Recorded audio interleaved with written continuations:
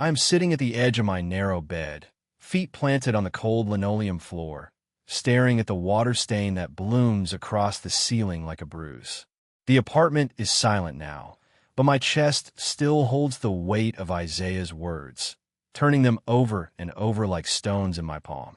Hours have passed since he left, yet I can still hear the way his voice softened when he said it, the way his eyes drifted to the ceiling as if the answer might be written there in the peeling paint. I just wonder what it feels like to be loved by a guy. He said it so casually, as if he were commenting on the weather or asking about tomorrow's plans. But I know Isaiah well enough to recognize the weight hidden beneath his careful tone. We have been friends for 4 years, close enough that I can read the spaces between his words, the moments when his confidence falters and something more vulnerable shows through. This was one of those moments, though he tried to disguise it as idle curiosity. The radiator clicks and hums in the corner, filling the silence with its mechanical breathing. Outside, the university town settles into its late-night rhythm. Car doors slam in the parking lot below. Someone laughs, high and bright, before disappearing into one of the identical beige buildings that make up our complex. I listen to these sounds and try to ground myself in them, but my mind keeps circling back to the way Isaiah looked at me when he spoke, how his gaze lingered just a moment too long before he turned away. I have carried feelings for him for so long that they have become part of my architecture, woven into the foundation of who I am. I learned early how to build walls around them, how to construct careful boundaries that would protect both of us from the truth. Isaiah is everything I am not, confident where I am cautious, magnetic where I am reserved, comfortable in his own skin in ways that I have never managed. He moves through the world assuming it will make room for him, and somehow, it always does. We met during our sophomore year, in a philosophy class neither of us particularly wanted to take. I remember watching him argue with the professor about free will, his hands gesturing as he spoke, completely unafraid to be wrong. After class, he asked if I wanted to grab coffee, as if we had been friends for years instead of strangers who had never spoken. That was Isaiah's way, decisive, immediate, drawing people into his orbit without seeming to try. Our friendship grew slowly, then all at once. Late nights studying became late nights talking. Study sessions became road trips in his beat-up Honda, windows down, music too loud, both of us singing along to songs we only half remembered. He was the first person I told about my father's drinking, the first person who saw me cry and didn't make me feel ashamed for it. I was the person he called when his grandmother died, the person who sat with him in the hospital waiting room when his mother had her surgery. To everyone else, we are simply best friends. Inseparable, people say, as if our closeness is something remarkable but ultimately innocent. They see us at parties together. Note how Isaiah always finds me in the crowd, how we share inside jokes and finish each other's sentences. They see the surface of it, the easy camaraderie, but they cannot see the careful distance I maintain, the way I have trained myself not to linger when he hugs me goodbye, not to read too much into the moments when his guard drops, and he lets me see the parts of himself he keeps hidden from everyone else. I have become an expert at loving him quietly. I have learned to find satisfaction in being the person he trusts most, the person he calls when he needs to talk through a problem or simply wants company. I have told myself that this is enough, that wanting more would be selfish, destructive. Isaiah dates women casually, never seriously, but with the kind of easy confidence that comes from never questioning your place in the world. He has never shown interest in men, never hinted at curiosity beyond the philosophical. Until tonight, the memory replays itself against my will. We had been lying on his couch, some mindless movie playing on his laptop between us, both of us half asleep after a long day of classes and work. It was the kind of comfortable silence we had perfected over the years, the kind that required no performance, no effort to fill the space with words. I was drifting towards sleep when he spoke, his voice cutting through the quiet like a confession he had not meant to make. I just wonder what it feels like to be loved by a guy. I kept my breathing steady, pretended the words had not landed in my chest like a physical blow. I waited for him to laugh it off, to make some joke that would deflate the moment and return us to safer ground. But the silence stretched between us, heavy with possibility and danger in equal measure. When I finally found the courage to look at him, his eyes were still fixed on the ceiling, his expression unreadable. What did you say to something like that? What did you do when the person you have loved for years suddenly opens a door you never thought would be available to you? I said nothing.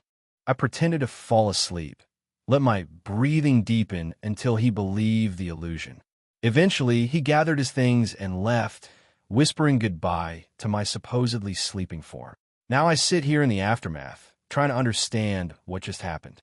Was it truly curiosity, the kind of abstract wondering that comes from late-night philosophical discussions? Or is it something more targeted, more personal? The way he said it, the timing, the fact that he was looking at me when he said it, none of it felt accidental. I stand up from the bed and move to the window, looking out at the parking lot where Isaiah's car sat just hours ago. The space is empty now, marked only by the faint outline of tire tracks and the thin layer of snow that began falling while we were inside. I press my palm against the cold glass and try to imagine what comes next. Do we pretend this conversation never happened? Do we laugh it off when we see each other tomorrow? Dismiss it as the kind of random thought that comes from being tired and comfortable together? Or do we acknowledge what he has opened between us, this dangerous possibility that has been dormant for so long I almost convinced myself it did not exist? I think about the architecture I study, the way buildings must be engineered to withstand forces that threaten their stability. Wind load, seismic activity, the gradual settling that can crack foundations if they are not built to accommodate change. I have structured my life around containing my feelings for Isaiah, creating a framework that could support our friendship without collapsing under the weight of my desire. But tonight, he has introduced a new variable, a force I did not account for in my careful calculations. The truth is, I do not trust myself to be casual about this. I do not trust myself to treat his curiosity as an experiment, to help him explore what it might feel like to be loved by a man without letting my own feelings consume the experience. I have spent too many nights imagining what it would be like to hold him, to kiss him, to be the person he chooses rather than the person he settles for in moments of loneliness or confusion. But I also know that turning away now might mean losing him entirely. Isaiah is not someone who stays in uncomfortable spaces for long. If I make this complicated, if I burden his curiosity with the weight of my own longings, he will retreat. He will find ways to put distance between us, gradually and kindly, until our friendship becomes something polite and careful, emptied of the intimacy that has defined it. I close my eyes and lean my forehead against the window. The glass is so cold it almost burns, but I do not pull away. I let the sensation ground me, remind me that I am here, in this moment, faced with a choice I never thought I would have to make. Tomorrow, Isaiah will text me like he always does, probably something casual about getting lunch or studying together. He will act as if nothing has changed, as if his words were not still reverberating through both our lives like aftershocks from an earthquake. And I will have to decide whether to pretend I never heard them or whether to risk everything by acknowledging what he has asked for. The radiator clicks again, settling into a different rhythm. Outside, the snow continues to fall, covering the tracks in the parking lot, erasing the evidence of what has already passed. But some things cannot be covered so easily. Some words, once spoken, change the shape of everything that comes after. I just wonder what it feels like to be loved by a guy. I wonder too, Isaiah. I wonder if you have any idea what you're asking for or what it might cost us both to find out. The next morning arrives gray and ordinary, as if the world has not shifted on its axis. I make coffee in the small kitchen I share with my roommate Marcus, who has already left for his 8 a.m. economics class. The apartment feels larger in his absence, all beige walls and cracked linoleum that catches the weak sunlight filtering through windows that never quite get clean no matter how often we scrub them. This place has been home for 2 years now, long enough that I have stopped noticing most of its flaws, but today everything feels hyper-visible, sharp-edged. Our building sits on the eastern edge of campus, part of a complex that houses mostly upperclassmen who cannot quite afford the newer developments closer to downtown, but refuse to live in the dormitories anymore.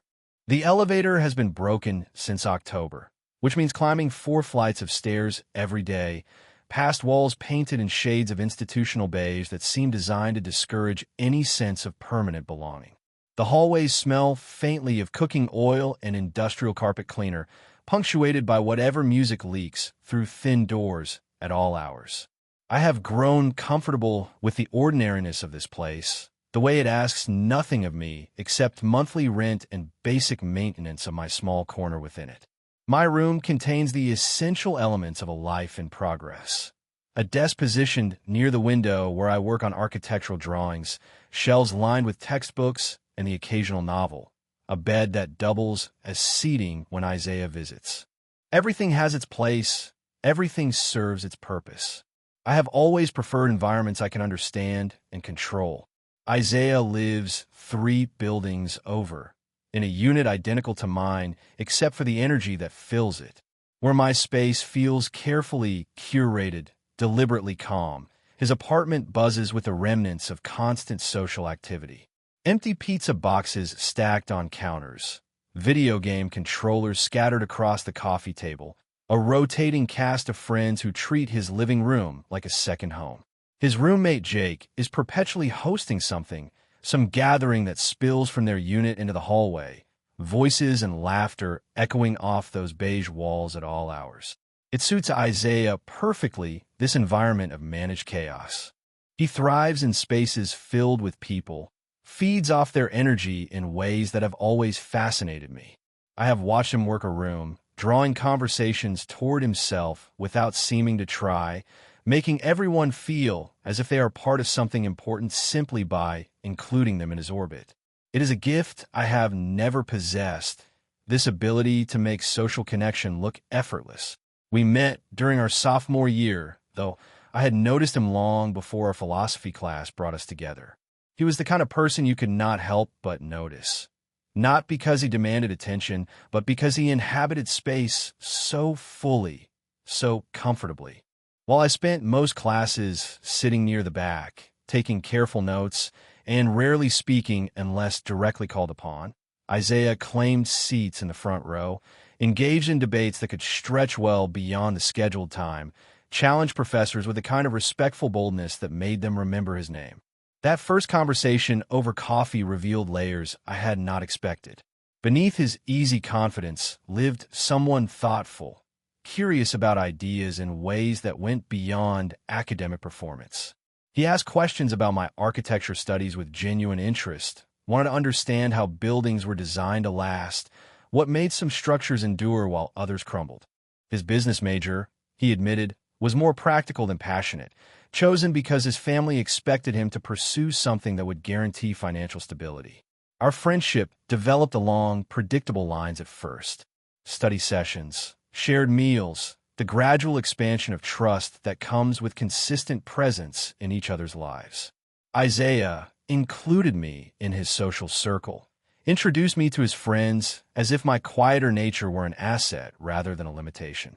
I found myself attending parties I would never have gone to alone, laughing at jokes I might not have understood in different company, slowly learning to navigate the social world that came so naturally to him. But there were always moments when the crowd fell away and we were simply ourselves, unperformed.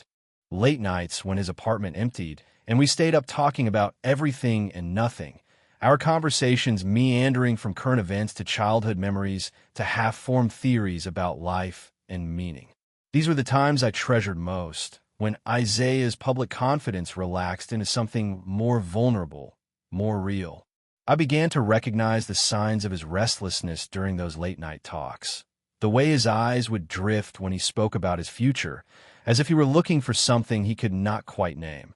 He dated casually, but never with real investment.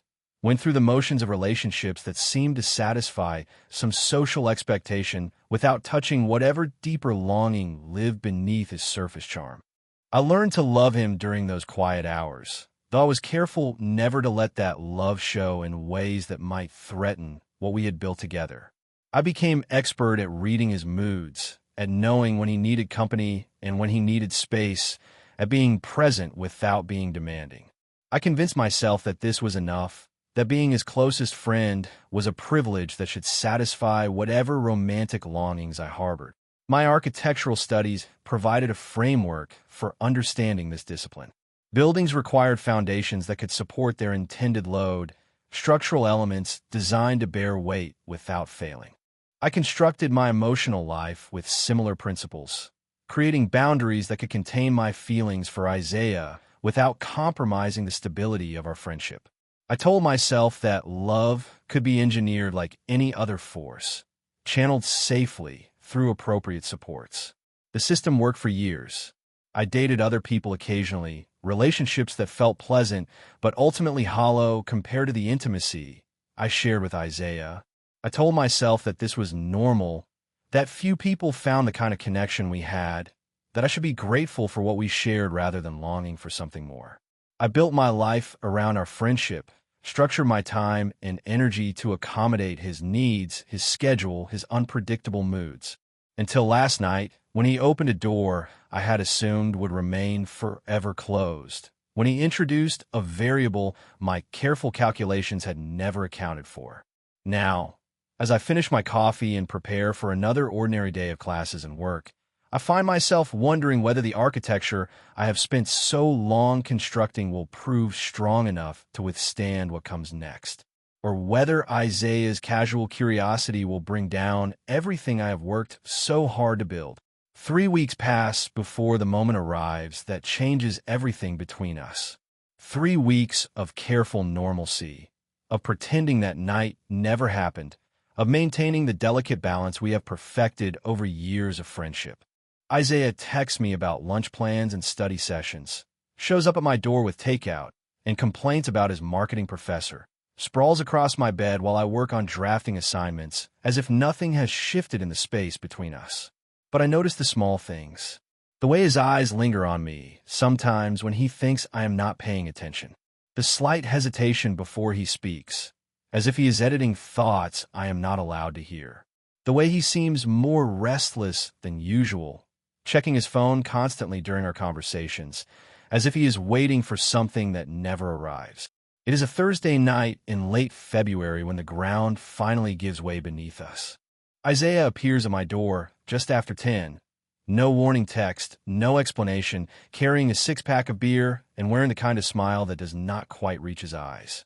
Marcus is out for the evening, studying with his girlfriend, which leaves the apartment quiet and dim, illuminated only by the lamp beside my desk and the glow from the streetlight outside. We settle into our usual configuration, Isaiah stretched across my bed while I occupy the desk chair, turn to face him. He opens 2 beers and hands me one, the condensation immediately dampening my palm. For while we talk about ordinary things, his classes, my latest project, the rumors that our complex will finally fix the elevator before the semester ends. But I can feel something building beneath the surface of our conversation, the way pressure builds behind a dam before it breaks. The alcohol loosens us gradually, the way it always does. Our voices soften, our laughter comes easier. The careful distance I usually maintain begins to blur at the edges. Isaiah tells me about his parents' latest phone call. They're increasing pressure for him to declare a clear path after graduation. I share my anxiety about the portfolio review that will determine my acceptance into the advanced studio program. These are the conversations that matter, the ones that happen only in this space we have created together, away from the performance required by the outside world. Sometime after midnight, when we have both grown quiet and contemplative, Isaiah shifts on the bed and looks at me directly. The streetlight outside casts everything in amber and shadow, making the familiar planes of his face seem different somehow, more serious.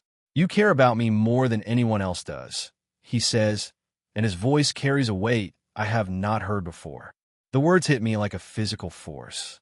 I take a long drink from my beer, buying time while I figure out how to respond. "Of course I care about you," I tell him. "You know that." But he is not finished. He sits up slightly, propping himself on one elbow, his gaze never leaving mine. Sometimes I wonder what it would be like, he continues, his words coming slowly, deliberately, to be with someone who actually sees me. Even if it is a guy, the silence that follows feels alive, electric. I can hear my own heartbeat, can feel the careful architecture of our friendship beginning to crack under the pressure of what he is suggesting. I force a laugh, try to deflect with humor the way I always do when conversations veer too close to dangerous territory. That is a hell of a hypothetical, I say. But Isaiah does not laugh. His expression remains steady, serious, as if he has been building toward this moment for weeks. Is it, though, he asks? A hypothetical? The question hangs in the air between us like smoke, impossible to ignore or dispel. I set my beer on a nightstand with hands that are not entirely steady, my mind racing through all the possible responses, all the ways this moment could unfold. I could deflect again, turn it back into a joke, maintain the safety of our established boundaries. I could pretend I do not understand what he is asking, force him to be more explicit if he wants to pursue this line of thought. Instead, I find myself looking at him directly, really looking, seeing the vulnerability he is trying to hide beneath his casual tone. "What are you asking me, Isaiah?" I say quietly. He sits up fully now, swinging his legs over the side of the bed so that we're facing each other across the small space of my room. His hands rest on his knees, fingers drumming nervously against the denim of his jeans. I do not know, he admits. I just know that with everyone else, I feel like I am playing a part, like I am giving them what they expect to see. But with you, it is different. I do not have to pretend to be anyone else. The honesty in his voice undoes something in my chest. This is Isaiah without his usual confidence, without the easy charm that carries him through most social situations. This is the person I fell in love with years ago, the one who emerges only in moments like these, when the world grows quiet enough for truth to surface. I think about all the times I have imagined a conversation like this, all the scenarios I have played out in my mind during the long hours when sleep would not come. But none of my fantasies prepared me for the reality of it, for the way his uncertainty mirrors my own, for the careful hope I can see building in his eyes despite his attempt to appear casual. What would that look like? I ask finally, the words coming out rougher than I intended. He is quiet for a long moment, considering. "I do not know," he says again. "Maybe it starts with just seeing what it feels like, to let someone care about me without expecting me to be something I am not. The invitation is there, subtle but unmistakable, wrapped in language that gives us both room to retreat if necessary. This is not a declaration of love or a promise of forever. This is Isaiah opening a door just wide enough for possibility to slip through, asking if I might be willing to walk through it with him. I realize that I've been holding my breath. I exhale slowly, studying his face in the amber light, searching for any sign that this is just another late-night philosophical discussion, another abstract exploration of ideas we will laugh about in the morning. But his expression remains serious, expectant, as if my response matters in ways that neither of us is ready to name. The space between us feels charged now, full of potential energy waiting to be released. Years of careful distance collapse into this single moment, this choice that will determine whether we step forward into unknown territory or retreat back to the safety of what we have always been. "I care about you more than you know," I tell him, my voice barely above a whisper. "I know," he says, and his smile is different now, softer, touched with something that looks almost like relief. That is what I am counting on. What follows that night is not sudden transformation, but a gradual unwinding of the boundaries we have maintained for so long. Isaiah does not stay over, does not cross any physical lines that would force us to confront what we have set in motion. Instead, he finishes his beer, gathers his things, and leaves with a quiet good night that carries more weight than our usual farewells. But something fundamental has shifted between us, some invisible barrier dissolved by his admission and my careful response. The changes begin small, almost imperceptible.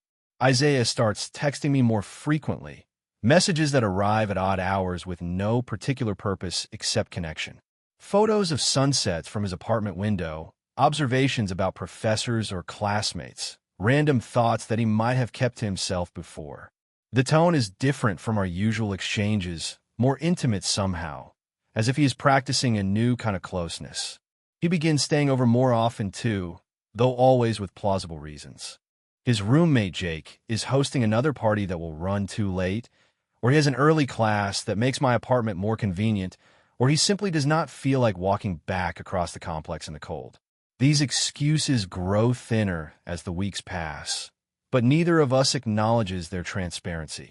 The first time he falls asleep in my bed rather than on the couch, I lie awake for hours listening to the rhythm of his breathing. He sleeps quietly, turned toward the wall, leaving a careful distance between us that I do not dare cross. But his presence fills the space differently than it ever has before, charged with possibility and danger in equal measure. When I wake in the morning, he is already gone, leaving only the faint impression of his body in the sheets and a text message thanking me for letting him crash. Our conversations deepen during these late-night visits. Isaiah speaks more freely about his fears, his uncertainty about the future, the pressure he feels to live up to expectations he never chose for himself. He tells me about his father's disappointment in his business major, how he sometimes feels like a fraud in his own life, performing a version of success that satisfies everyone except himself. In return, I find myself revealing pieces of my inner world I have kept hidden for years. The loneliness that shadows me even in crowded rooms, the way I sometimes feel like I am watching my own life from a distance, the dreams I harbor about creating buildings that will outlast the people who design them. These are confessions I have never made to anyone, thoughts too fragile for casual conversation. One night, as we lie in the darkness of my room, Isaiah lets his hand rest against mine on the narrow space between our bodies. It is barely contact, just a brush of knuckles against knuckles, but it sends electricity up my arm. Neither of us moves to break the connection. Neither of us acknowledges it when he pulls away an hour later, pretending to shift in his sleep. The touches become more frequent, more deliberate, though always wrapped in the guise of accident or casual affection. His hand on my shoulder when he leans over to look at my architectural drawings, fingers lingering just a moment longer than necessary. His knee pressing against mine when we sit on the couch, the contact maintained even when there is plenty of room to spread out. The way he ruffles my hair when he is leaving, his palm briefly cupping the back of my head. I begin to understand that this is how Isaiah explores through incremental boundary testing, gauging my reaction to each small escalation. He is careful not to move too quickly, not to demand responses I might not be ready to give. But I can feel him watching me during these moments, cataloging my reactions, building a map of what I will accept. The most dangerous moment comes on a Sunday afternoon when we are sprawled across my bed, supposedly studying, but mostly talking. Isaiah is lying on his side, head propped on his hand, describing his frustration with a group project when he reaches out and traces the line of my jaw with one finger. The gesture is so unexpected, so intimate, that I forget to breathe. "Sorry," he says immediately, pulling his hand away. I do not know why I did that, but he does know, and we both understand that his apology is not entirely honest. The touch was intentional, a test of boundaries we have been approaching for weeks. My skin still burns where his finger traced, and I have to resist the urge to reach up and touch the spot myself. It is okay, I tell him, though my voice comes out rougher than I intended. We do not talk about it afterward, but something has been established. Physical affection becomes part of our new vocabulary, casual touches that carry weight disproportionate to their apparent innocence. Isaiah's head on my shoulder while we watch movies, his fingers playing with the hem of my shirt while we talk, the way he stands closer to me now, invading my personal space with the confidence of someone who knows he will be welcome there. I find myself in a constant state of hyper-awareness during these encounters, cataloging every point of contact, every moment when his guard drops enough to reveal the curiosity driving these experiments. I am simultaneously grateful for each small intimacy and terrified of what it might mean, both for our friendship and for my own carefully controlled emotions. Because the truth I cannot escape is that these moments feel like everything I have ever wanted, even as I know they might mean something entirely different to Isaiah. For him, this may be exploration, a safe way to investigate feelings he does not fully understand.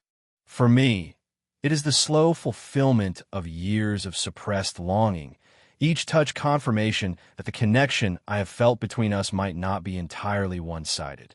The danger lies in the space between those two interpretations, in the possibility that I am reading too much into gestures that he considers merely friendly experimentation. But as the weeks pass and the boundaries continue to blur, I find it increasingly difficult to maintain the emotional distance that has protected us both for so long. Something is building between us, something that will eventually demand acknowledgement and definition. I can feel it in the way Isaiah looks at me now, in the careful deliberation behind his seemingly casual touches, in the questions he asks about my feelings and experiences. We are approaching another threshold, another moment when the careful architecture of our relationship will be tested. And I am no longer certain that the foundations I built so long ago will prove strong enough to support whatever comes next. The kiss happens on a Tuesday night in March, during one of those late conversations that have become our new ritual. We are lying on my bed in the darkness, the room lit only by the soft glow of the streetlight filtering through my blinds. Isaiah has been quieter than usual tonight, more pensive, as if he is working up to something he cannot quite name. I can feel the tension radiating from him, the way his breathing changes when he is preparing to cross a line he has never crossed before. We've been talking about nothing and everything the way we always do during these hours when the world outside seems to disappear. Our voices are soft in the darkness, careful not to disturb the fragile intimacy we have constructed in this space. Isaiah tells me about a phone call with his mother, how she asked again about whether he is seeing anyone, whether there might be grandchildren in her future. The question clearly unsettled him in ways he struggles to articulate. I do not know how to answer her anymore, he says, his voice barely above a whisper. I used to have plans, graduate, find a good job, marry someone my parents would approve of, have kids, build the life everyone expects me to build. But lately, none of that feels real to me. I turn toward him in the darkness, though I can barely make out the outline of his face. What feels real, I ask.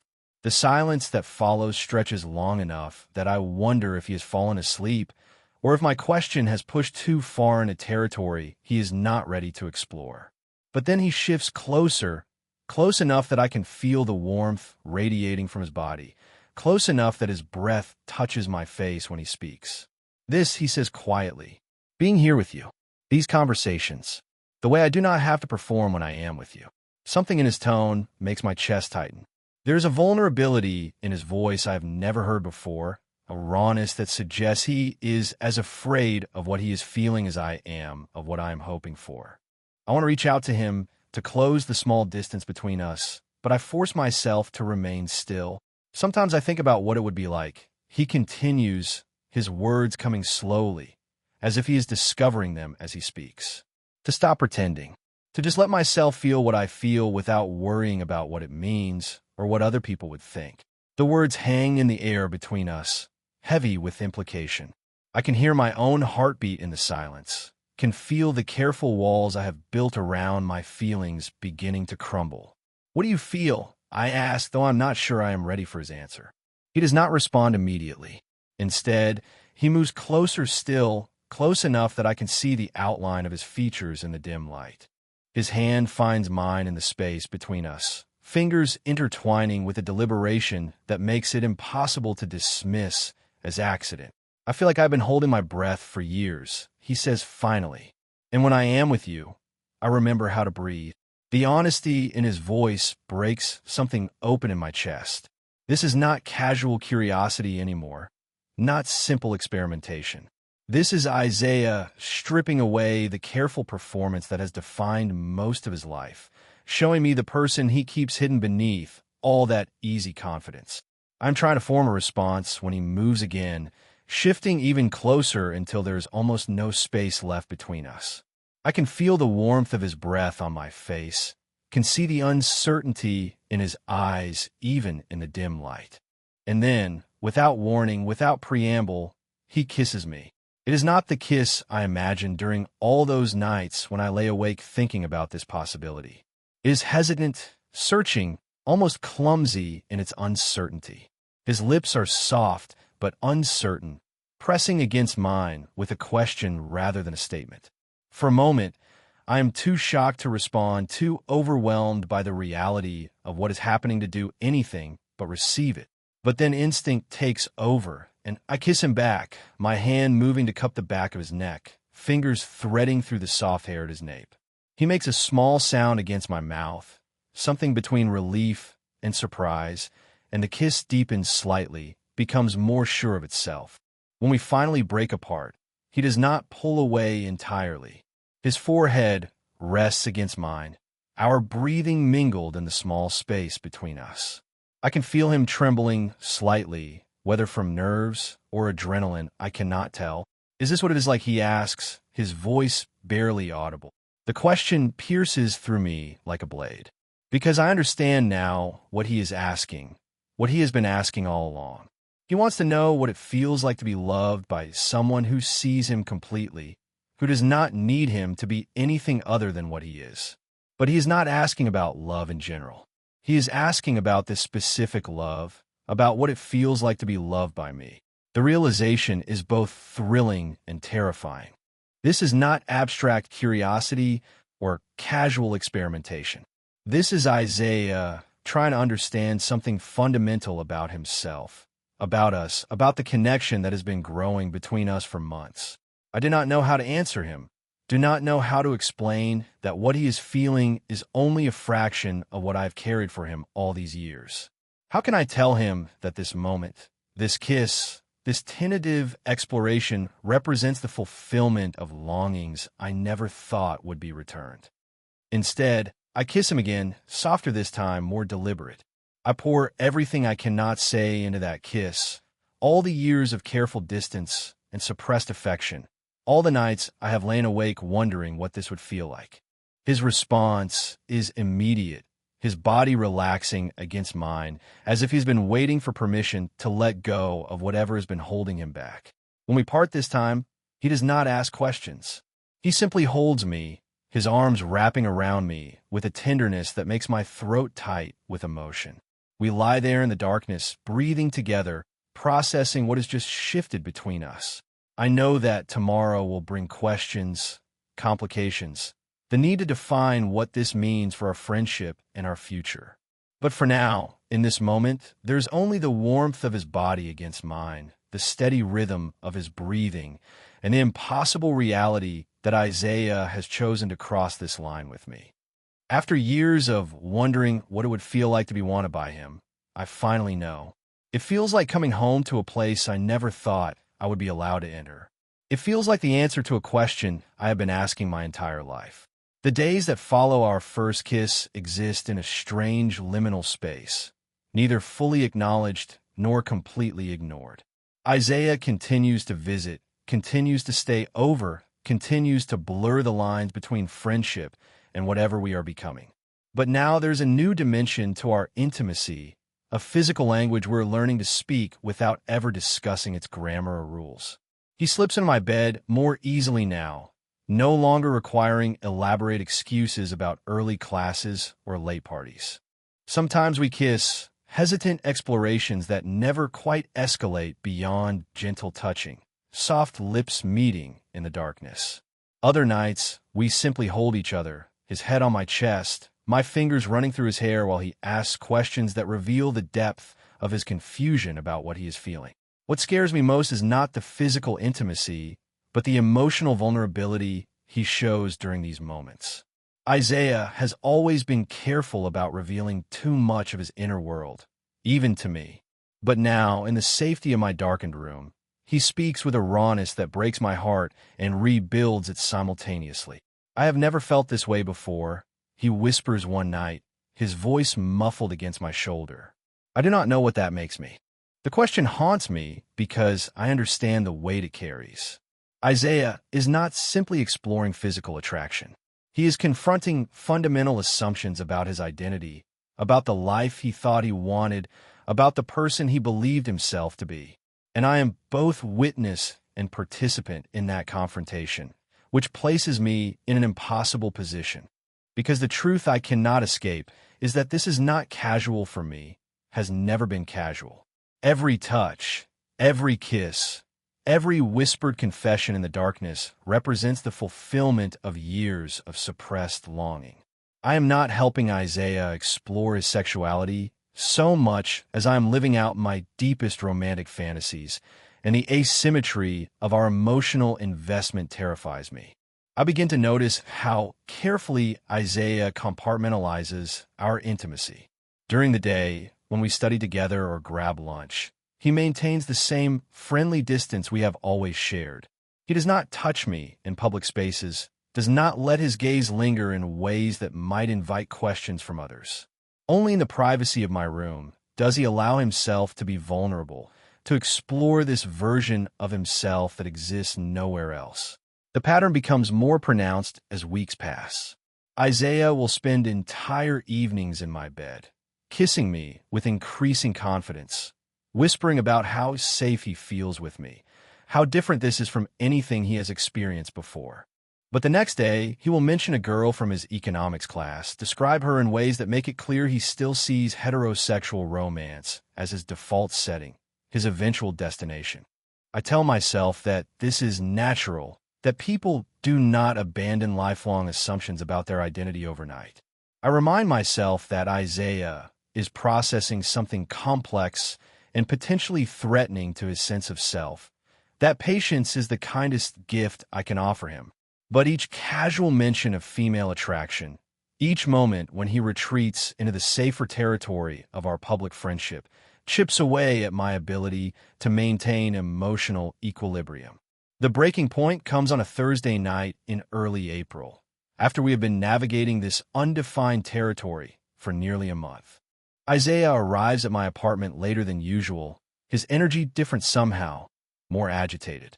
He seems unable to settle, pacing around my room while I try to focus on a structural engineering assignment that suddenly feels impossibly trivial. My parents called today, he says abruptly, interrupting my concentration.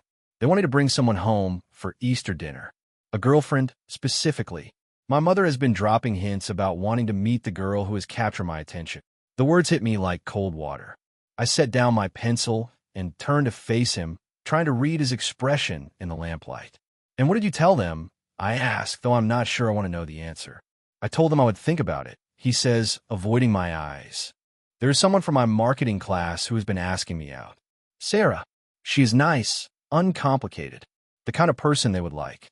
The casual way he says it, as if we have not been sharing my bed for weeks, as if the intimacy we have built means nothing more than convenient experimentation, makes something crack inside my chest. I stare at him for a long moment, trying to process what he is telling me. So this has all been what exactly, I ask, and I can hear the edge in my own voice. A way to pass time until you find someone suitable to bring home to your parents.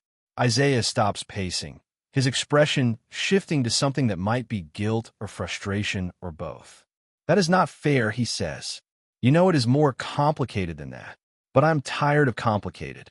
I'm tired of existing in this gray space where nothing is defined, where his exploration of his feelings comes at the cost of my emotional stability. The careful walls I have built around my heart for so many years have been steadily eroded by his presence in my bed, by his whispered confessions, by the way he kisses me as if I am something precious. And now he is telling me that none of it was real enough to interfere with his plans for a conventional future. I do not think it is complicated at all," I say, standing up from my desk chair. "I think you want to know what it feels like to be loved by someone who actually sees you, but you're not willing to risk anything real to find out." The silence that follows feels heavy, charged with all the things we have been avoiding for weeks.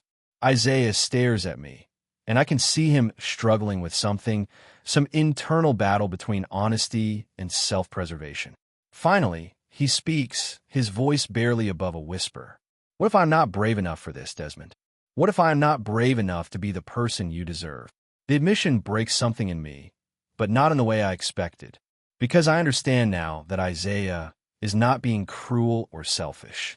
He is terrified, terrified of what his feelings mean, terrified of disappointing the people who love him, terrified of stepping into a life he never planned for himself. But I also understand that my love alone cannot make him brave. cannot give him the courage to choose authenticity over expectation, cannot force him to want a future that includes me if that future feels too dangerous to pursue. The truth I have been avoiding crystallizes in that moment, sharp and undeniable. Isaiah may care about me, may even love me in his way, but he is not ready to build a life around that love. And I cannot continue to exist in the spaces between his fear and his desire, cannot keep offering my heart to someone who is not sure he wants to hold it. You do not have to be brave, I tell him quietly, but I cannot keep being your safe space to explore feelings you are not ready to claim. The words hang between us like a bridge he can either cross or burn. And in the silence that follows, I realize that the choice has always been his to make. The silence that follows my words stretches for what feels like hours, but is probably only minutes. Isaiah stands in the middle of my room, his hands hanging at his sides, looking suddenly younger than his 21 years. I can see him processing what I have said, weighing the implications of my refusal to continue existing in the undefined space we have inhabited for so long. Outside, the university town settles into its late-night rhythm. Cars move through the parking lot below, their headlights sweeping across my ceiling in familiar patterns. The radiator clicks and hums, the same mechanical breathing that has provided the soundtrack to our friendship for years. But everything else has changed, shifted into a new configuration that neither of us knows how to navigate. I expect Isaiah to leave. I expect him to gather his things and walk out, to retreat into the safety of distance and pretense, to choose the easier path that leads back to Sarah and parental approval and a life that makes sense to everyone except himself. Part of me wants him to leave, because his departure would at least provide clarity, would force us both to acknowledge that this experiment has reached its natural conclusion. Instead, he moves to my bed and sits heavily on the edge, his shoulders curved inward, as if he's trying to make himself smaller. He stares at the floor for a long time, his breathing uneven, and I realize that he is crying. Not dramatically, not with the kind of tears that demand comfort, but quietly, the way people cry when they're grieving something they're not ready to lose. I have never seen Isaiah cry before. In all our years of friendship, through family crises and academic stress, and the ordinary disappointments of growing up, he has maintained the careful composure that seems to come naturally to him. But now his defenses have cracked, and I'm seeing the person he keeps hidden beneath all that practiced confidence. I do not want to lose you, he says finally, his voice thick with tears he is trying not to shed. You are the most important person in my life, and I do not know how to do this without hurting you. The honesty in his admission breaks something open in my chest. I move from my desk chair to sit beside him on the bed, close enough to offer comfort, but far enough away to maintain the boundary I have just established. I can feel the warmth radiating from his body, can smell the familiar scent of his soap and the faint cologne he wears, and it takes all my self-control not to reach for him. You are not going to lose me, I tell him quietly, but I cannot keep pretending that this is enough for me. He turns to look at me then, his eyes red-rimmed but steady. What if I do not know how to be what you need me to be, he asks. What if I try and I fail, and I end up hurting you anyway? The vulnerability in his question reminds me why I fell in love with him in the first place. Isaiah may be confused, may be frightened by the implications of what he is feeling, but he is not careless with my heart. He understands the weight of what I am asking for, understands that choosing me would mean choosing a life he never planned for himself. I cannot promise you that it will be easy, I say. I cannot promise that we will figure it out perfectly or that there will not be moments when we both question what we are doing. But I can promise that you will not have to pretend with me. You will not have to perform or be anyone other than exactly who you are. The words feel inadequate, even as I speak them, too simple for the complexity of what we are negotiating. But they're the only truth I have to offer, the only foundation on which something real might be built. Isaiah reaches for my hand, his fingers intertwining with mine in a gesture that has become familiar over these past weeks. But this time the touch feels different, more deliberate, as if he is making a choice rather than simply exploring a possibility. I called Sarah earlier, he says quietly, before I came here. I told her I could not take her to dinner this weekend. The admission hits me with unexpected force. Such a small thing, canceling a casual date, but I understand the significance of what he is telling me. He has begun making choices, small but meaningful steps away from the safe path, and towards something unknown and potentially dangerous. Why, I ask? Because I cannot stop thinking about what you said, about wanting to be with someone who sees me. He pauses, his thumb tracing across my knuckles. I think I've been hiding from myself for so long that I forgot what it felt like to be seen. We sit in the quiet of my room, holding hands, both of us aware that we are balanced on the edge of something that will change everything. Outside, someone laughs, bright and carefree, the sound drifting up from the courtyard below. The world continues its ordinary progression while we negotiate the terms of our extraordinary transformation. I'm scared, Isaiah admits, so quietly I almost miss it. Me too, I tell him, and it is the truest thing I've said all night. He turns toward me then, really looks at me, as if he is seeing me clearly for the first time. The careful distance he usually maintains, even during our most intimate moments, dissolves entirely. When he leans in to kiss me, it is not hesitant or searching but certain, deliberate, the kiss of someone who has made a choice and is prepared to live with its consequences.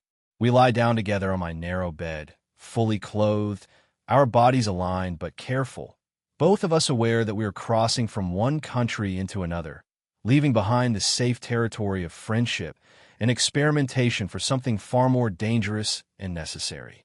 His head finds its place on my chest, his breathing gradually steadying as the tension leaves his body. On my nightstand, his phone buzzes with messages from the friends who assume they know him, who assume his future will unfold along predictable lines. But Isaiah does not reach for it. He does not pull away or retreat into the safer performance of heterosexual normalcy. Instead, he turns his face toward mine, his eyes soft with something that might be love or might be the beginning of love. And I understand that he is choosing this moment, this possibility, this version of himself that exists only in the space we have created together. It is not a resolution, not a promise of forever or even of next week. We have not solved the fundamental questions about his identity or our future or how we will navigate the world beyond this room. But for now, in the amber light filtering through my blinds, we have found something real and fragile and impossibly alive. Isaiah sleeps against my chest, his breathing deep and even, and I lie awake listening to the ordinary sounds of the world continuing around us. I do not know what tomorrow will bring, do not know if his courage will survive the harsh light of day. But I know that something has shifted tonight, some fundamental truth acknowledged between us. He asked what it feels like to be loved by a guy, and now he is learning the answer. It feels like being known completely. It feels like being chosen not despite your flaws, but because of your wholeness. It feels like coming home to yourself in the arms of someone who sees exactly who you are and decides that is enough. Whether it will be enough for him remains to be seen. But for the first time since this began, I allow myself to hope that it might be.